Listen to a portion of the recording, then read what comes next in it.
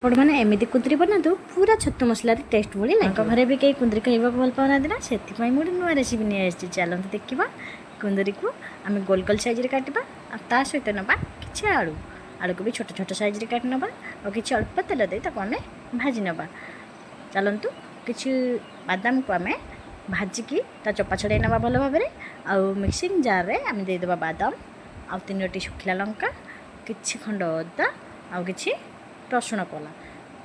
ତ ତାକୁ ଆମେ ଭଲ ଭାବରେ ଦେଇ ଅଳ୍ପ ଟିକେ ପାଣି ଦେଇ ଆମେ କରିନେବା ତାର ଗୋଟେ ସୁନ୍ଦର ପେଷ୍ଟ।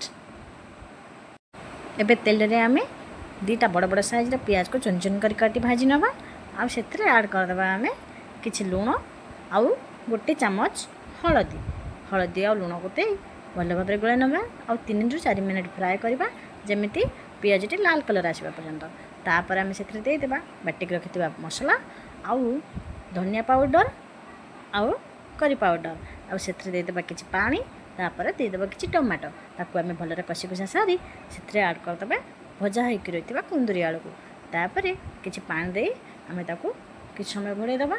ଦେଖନ୍ତୁ ତରକାରୀ ପାଣି ମରି ଆସିଲାଣି, ତରକାରୀଟି କେତେ ସୁନ୍ଦର ଦେଖାହେଉଛି। ଜୟ ଜଗନ୍ନାଥ।